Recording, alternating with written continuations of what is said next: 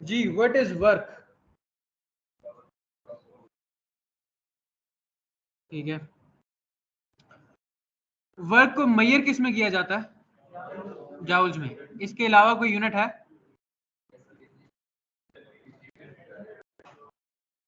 Joule.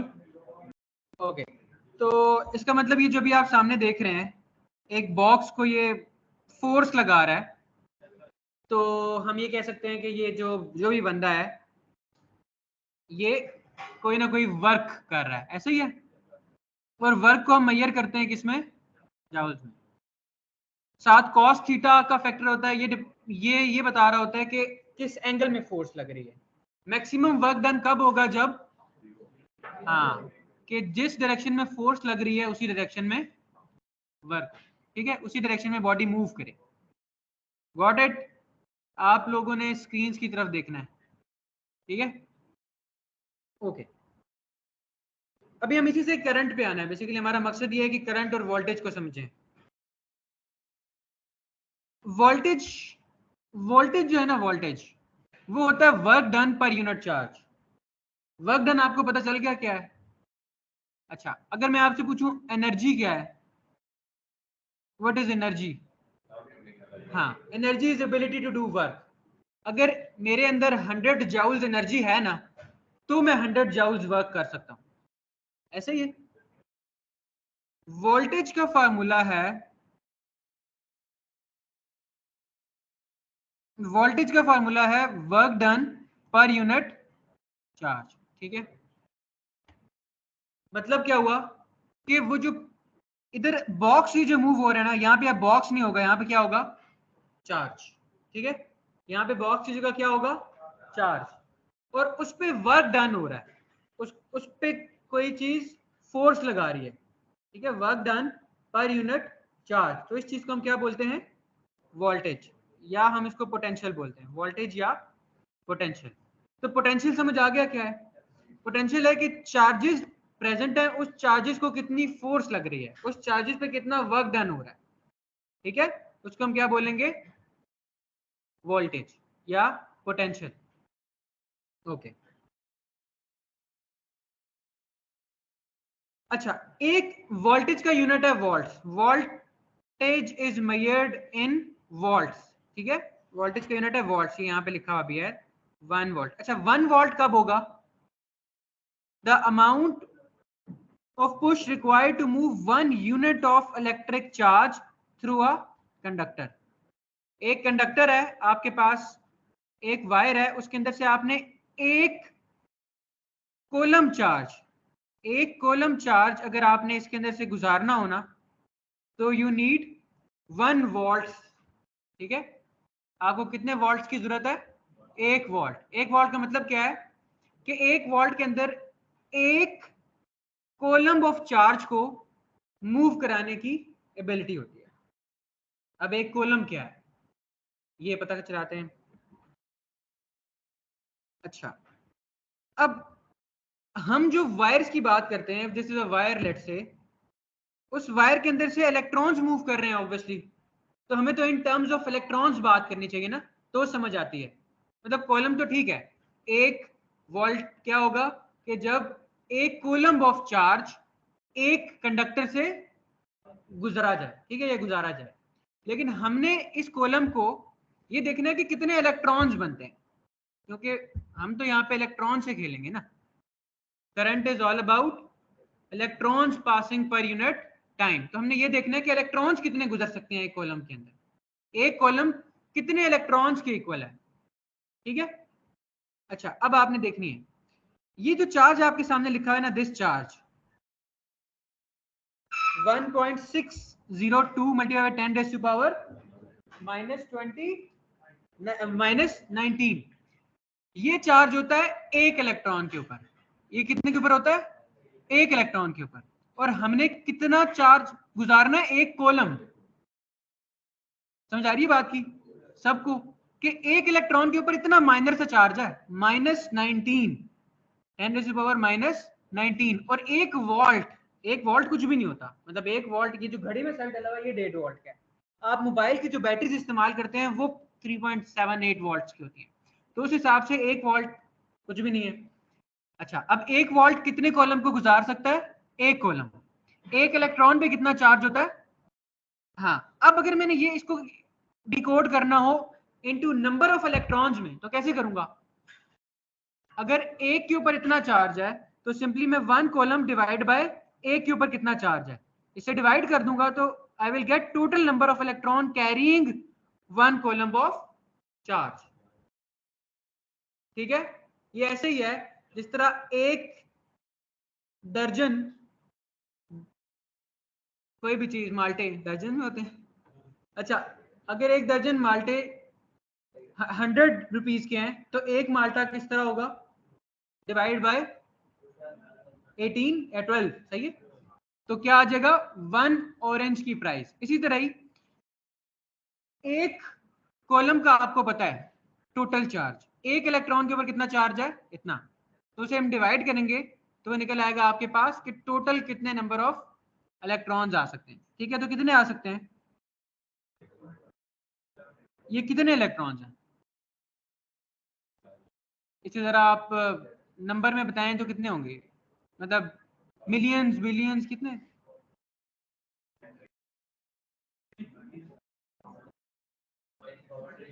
बहुत ज्यादा है ना। इसका मतलब क्या हुआ? अभी आपने नंबर समझना है कि 1 वोल्ट के अंदर इतने इलेक्ट्रॉन्स को पुश करने की सलाहियत होती है। यहां तक सब क्लियर है? सब ओके, नाइस। अच्छा, वन मोर थिंग, इलेक्ट्रॉन के ऊपर कौन सा चार्ज होता है? इतना ही होता है, मैग्नीट्यूड इलेक्ट्रॉन के ऊपर इतना ही होता है, लेकिन डायरेक्शन या साइन क्या होता है? नेगेटिव। प्रोटॉन के ऊपर पॉजिटिव होता है और इलेक्ट्रॉन के ऊपर नेगेटिव। ठीक है, तो यहाँ पे लिखा हुआ भी है ये वाली बात कि प्रोटॉन के ऊपर अगर मैं चार्ज की बात करूं तो वो 1.602 में 10⁻⁹ है, और इलेक्ट्रॉन के ऊपर माइनस सेम चार्ज। ठीक है, ओके। वोल्टेज थोड़ा थोड़ा समझ आना शुरू हुआ। अब आ जाते हैं करंट के ऊपर। What is current? करंट कहते हैं चार्जेस पर यूनिट टाइम।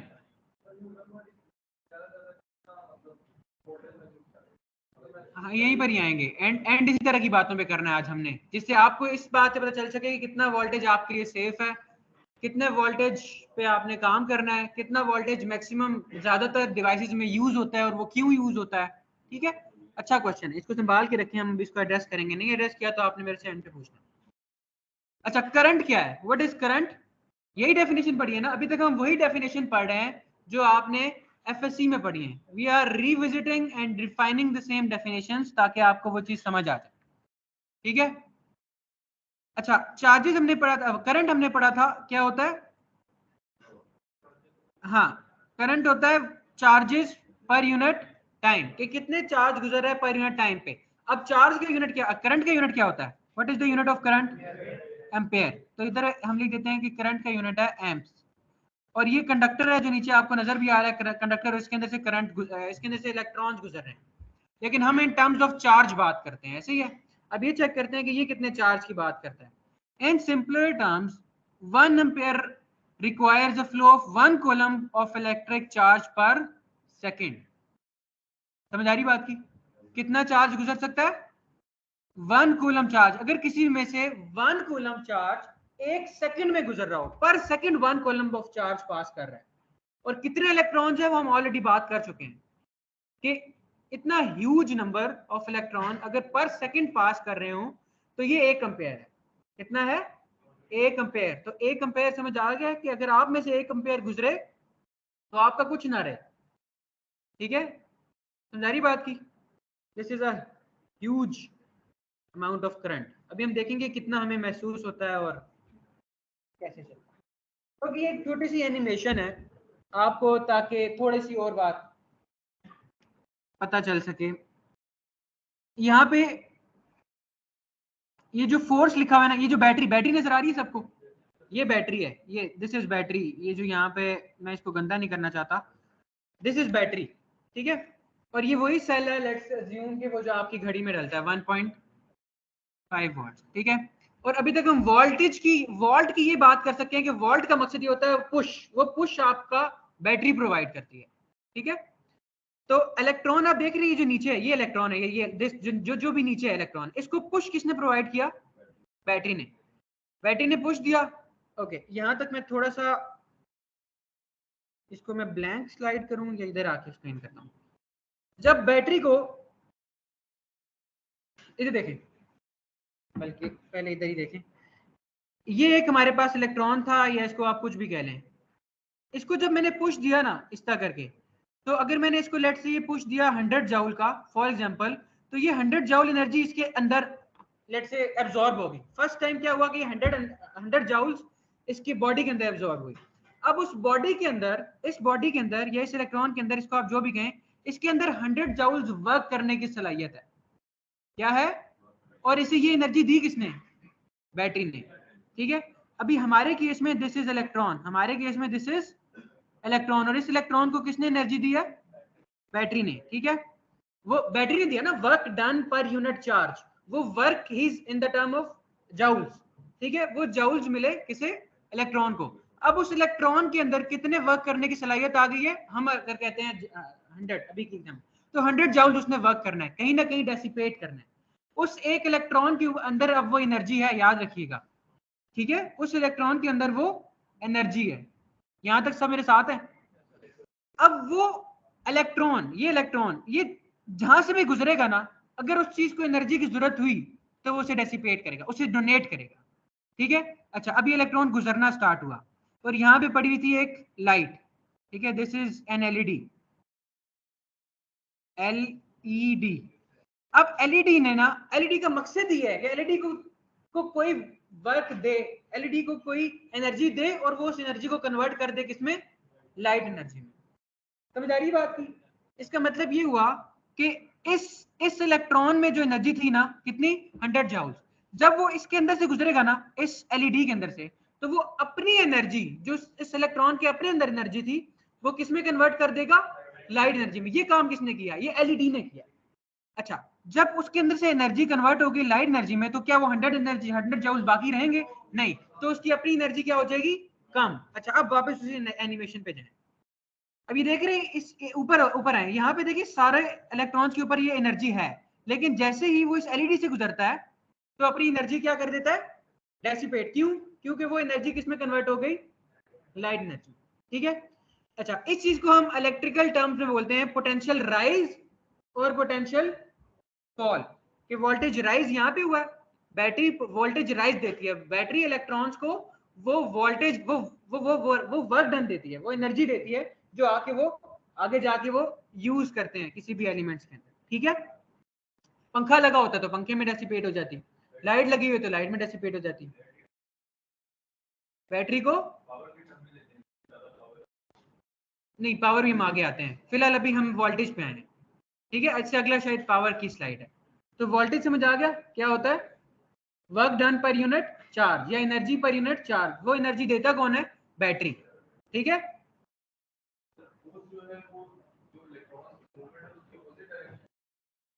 मतलब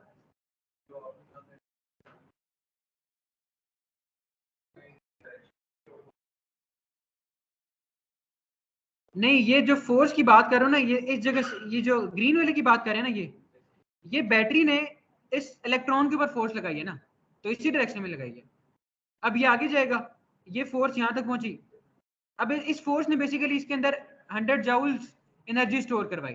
ठीक है, जब वो इसमें से गुजरा, तो वो एनर्जी जो इसके पास थी, वो डेसिपेट हो गई with some amount remaining, let's say 2 joule. वो 2 जाउल किसे क्यों चाहिए? वापस दूसरे टर्मिनल तक जाने के लिए। तो ये यही क्वेश्चन था।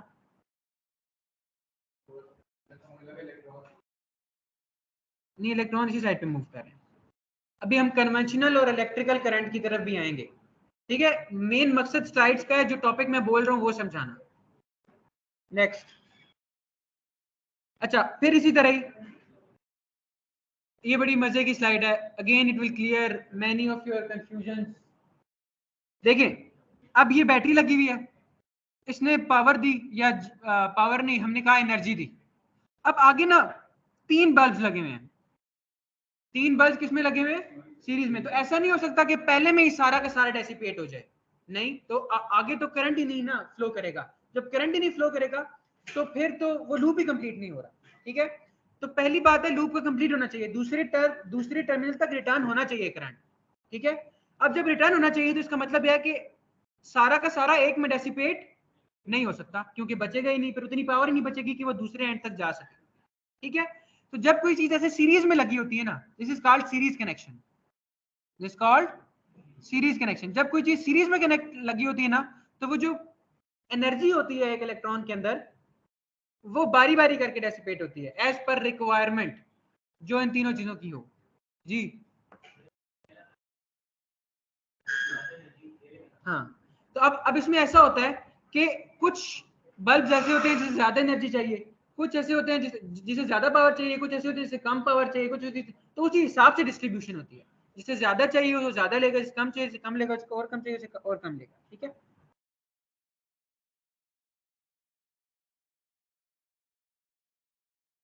ओके, ये बात समझ आ गई।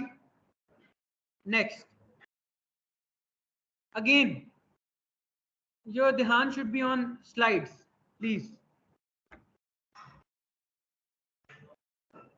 मुझे बताएं कि अगर ये एक बॉक्स पड़ा हुआ है और ये बंदे दोनों तरफ से इसे पुश लगा रहे हैं, वर्क डन कर रहे हैं, तो ये बॉक्स किस तरफ मूव करेगा? As per the information that are in this particular slide, कहीं नहीं करेगा। क्यों? क्योंकि हमें बताया ही नहीं है कौन कितनी फोर्स लगा रहा है, ऐसे ही है। Now we are moving towards potential difference. अभी हमने जो बात की वो पोटेंशियल की थी, अभी जो हमने बात की वो वोल्टेज की थी। अब जो हम करने लगे हैं इट इज पोटेंशियल डिफरेंस, ठीक है। अभी तक आप लोग, अभी तक जो हमारी डिस्कशन है इसके अंदर भी कोई ना कोई पोटेंशियल है, इसके अंदर भी कोई ना कोई पोटेंशियल है, लेकिन पोटेंशियल डिफरेंस का पता होगा ना, तब पता चलेगा कि ये जो बॉक्स है ये किधर मूव करेगा। Same goes for an electron, ठीक है। अब सोचिए सेम, अच्छा ओके नेक्स्ट स्लाइड। अब किधर मूव करेगा? कहीं नहीं मूव करेगा। इसका मतलब कि एक जो बैटरी होती है ना, उसका हर हालत में जो दो आपको टर्मिनल्स दिए होते हैं ना, उसके दरमियान पोटेंशियल डिफरेंस होना चाहिए ताकि इलेक्ट्रॉन्स मूव कर सके। ओके, अब किधर मूव करेगा? ठीक है, अब इधर मूव कर जाएगा। ओके, अब किधर मूव करेगा? इधर मूव करेगा। क्या इसमें और इसमें कोई फर्क है? इसमें और इसमें क्या इलेक्ट्रॉन की या इस बॉक्स की मूवमेंट में कोई फर्क पड़ेगा उसकी स्पीड पे? नहीं। तो अगेन बात यह है कि डिफरेंस इज इंपॉर्टेंट। क्या? पोटेंशियल डिफरेंस इंपॉर्टेंट है कि basically potential difference is making an electron move. बात समझ आ गई? एक बेशक 100 पे हो जाए, दूसरा हो जाए 101, तो कितनी मूवमेंट होगी? 1 वोल्ट जितनी जितनी 1 वोल्ट क्रिएट कर, तो इतने भाई आपने इतने वोल्टेज ज्यादा क्यों दिए? 1 वोल्ट से काम चल जाना था वो डिफरेंस। हाँ हाँ, ज्यादा से कम की तरफ। ओके नेक्स्ट, अब किधर मूव करेगा? अगेन इधर ही। तो बात आपको समझ आ रही है क्या समझाना चाह रहा हूं कि पोटेंशियल डिफरेंस इंपॉर्टेंट है। Potential is something else, potential difference is something else. अब फॉर एग्जांपल यहां पर सीआर खड़ा हुआ है आपका, ठीक है, और ये जो है ना, ये अभी ये बंदा नहीं है, ये पावर सोर्स है कोई, ये पोटेंशियल है, बैटरी है, ठीक है। ये क्या है? बैटरी। बैटरी का एक टर्मिनल कितने पोटेंशियल पे है? 105। कितने पे? और ये जो अनस है ये खड़ा हुआ है ग्राउंड के ऊपर। ग्राउंड किसके ऊपर होता है? 0 पे। अब इसका दिल चाह रहा है वैसे टच करके देखूं कि क्या होता है। अब क्या होगा? किधर से किधर मूव करेगा? उसका जहां दिल कर रहा था ना मूव करने को करंट का, उधर नहीं मूव करेगा, वो अनस से गुजरेगा कि ये मेरे लिए सुकून की जगह। क्यों? क्योंकि हाँ ना, पोटेंशियल डिफरेंस बन रहा है, ज्यादा इजीली करंट फ्लो कर सकता है, ठीक है। बात समझ आ रही है आपको? ओके, तो डिफरेंस इज इंपॉर्टेंट। तो आप चेक कर रहे हैं ये 100 का था, ये 105 का था, लेकिन इन दोनों के पोटेंशियल डिफरेंस 5 का था। तो वी विल स्टिल से कि this is 5 volt battery, this is 5 volt battery. Why? Because the difference between the terminals is 5 volts.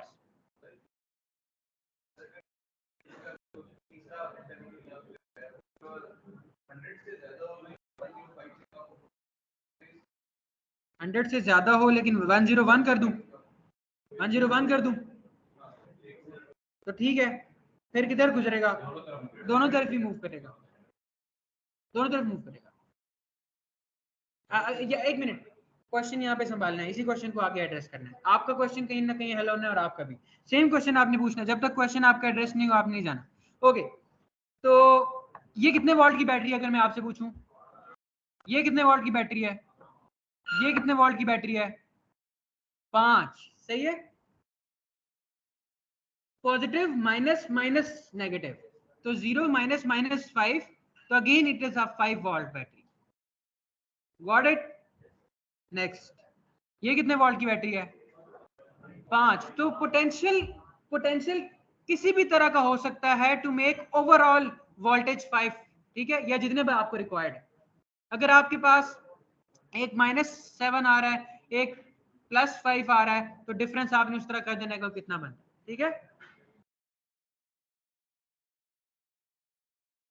Okay, तो वोल्टेज हमने देख लिया क्या होता है, पोटेंशियल एनर्जी होता है, एनर्जी पर यूनिट चार्ज या work done per unit charge. Current क्या होता है? Rate of flow of charge या rate of flow of electrons. और रेजिस्टेंस क्या होती है? ऑपोजिशन। कि एनर्जी है इस बंदे में, ये देखो,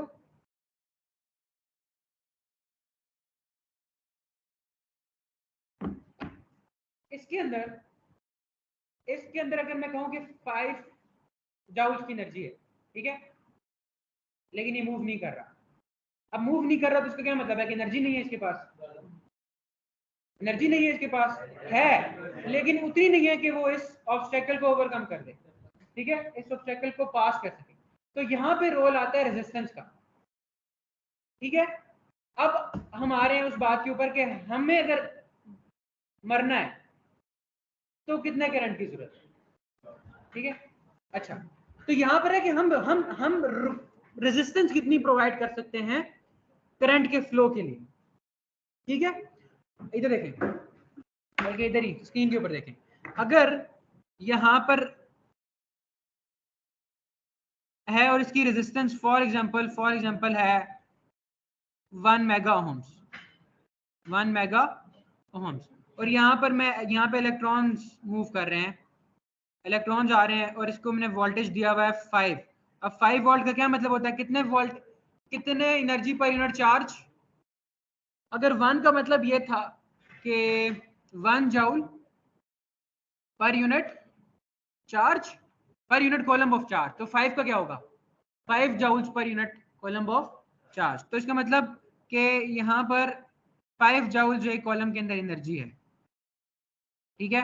लेकिन ये रेजिस्टेंस ना, ये बहुत ज्यादा है, तो क्या होगा कि वो जस्ट टकराएगा, हो सकता है गुजर भी ना सके, हो सकता है लूप भी कंप्लीट ना हो सके। देखो होना ऐसे था ना कि 5 जूल यहाँ पे डेसिपेट होनी थी एनर्जी, फिर ये इलेक्ट्रॉन यहाँ से वापस आना था और दूसरे टर्मिनल में जाना था बैटरी के, ठीक है। लेकिन क्योंकि रेजिस्टेंस बहुत ज्यादा थी तो करंट को मूव ही नहीं होने दिया, ठीक है। अब हमने ये पता चलाना है कि हमारे पास हमारी कितनी रेजिस्टेंस है और वो कितने वोल्टेज को ब्लॉक कर सकती है, ऐसे ही है ना। इससे हमें पता चलेगा कि कितना वोल्टेज हमारे लिए सेफ है, ठीक है। ओके, तो अगेन ये करंट फ्लो एनालॉजी है। हाई करंट का मतलब क्या है? ज्यादा चार्जेस पास कर रहे हैं पर यूनिट टाइम, ठीक है, पर यूनिट सेकेंड। कॉन्टिन्यूटी कितना टाइम लगता है? 5 मिनट। ओके,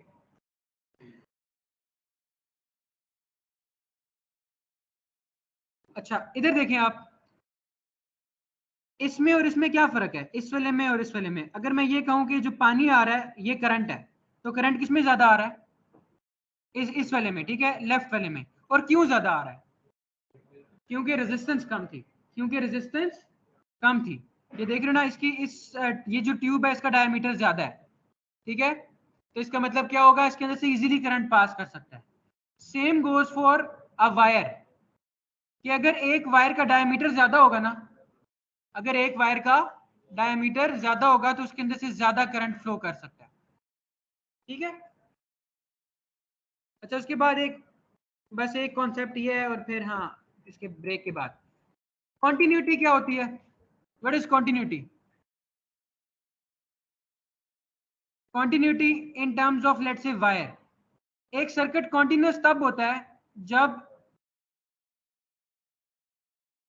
फॉर एग्जांपल यहां से लेकर ना ये बैटरी है, this is a battery, this is symbol of battery. ये जो बड़ी लाइन होती है ना, दिस इंडिकेट्स पॉजिटिव, और जो छोटी छोटी लाइन होती है ये नेगेटिव है। अब कॉन्टिन्यूस तब है जब यहां से लेकर यहां तक पाथ अवेलेबल है। अगर पाथ अवेलेबल है तो जितनी भी रेजिस्टेंस के साथ हो, लेकिन आपको मीटर जो है ना वो ये शो करेगा कि इतनी रेजिस्टेंस आ रही है लेकिन पाथ है, पाथ अवेलेबल है। अगर ये कहीं से भी ब्रेक हो सर्किट, फॉर एग्जांपल ये यहां से ब्रेक है, तो फिर क्या होगा? अगर मैं इस, क्या ये कॉन्टिन्यूस है? नहीं। तो जब कॉन्टिन्यूस नहीं होता है ना, तो मीटर आपको ओ एल शो करता है। ओ एल, ओ एल का मतलब होता है मे बी ओपन लूप, ठीक है। In some scenarios it is open loop, in some scenarios it is over limit, ठीक है। तो किसी भी तरह में इस्तेमाल होता है। तो ये इसको हम बोलते हैं कॉन्टिन्यूटी, ठीक है। अच्छा, एक वायर के लिए अगर आप एक वायर इस्तेमाल करना है तो उसको कॉन्टिन्यूटी टेस्ट पास करना चाहिए या नहीं? करना चाहिए, क्योंकि अगर आप वायर ही कॉन्टिन्यूस नहीं है तो सर्किट क्या चलेगा? नहीं चलेगा। तो ये भी आपने बात नोट रखनी है कि अगर आपका लेट्स से सर्किट यहाँ पे बना रहे हैं, सर्किट नहीं चल रहा, तो आपने ये पहले चेक करना है कि जो वायर्स आपने लिए वो अंदर से तो नहीं ब्रेक, उसके अंदर से जो कंडक्टर है वो तो नहीं टूटा हुआ, ठीक है। तो इसलिए कॉन्टिन्यूटी टेस्ट इज इंपॉर्टेंट। ये ब्रेक, ये ब्रेड बोर्ड है, ये हम ब्रेक के बाद इंशाल्लाह यहाँ से शुरू करते हैं। अभी तक के लिए इतना ही।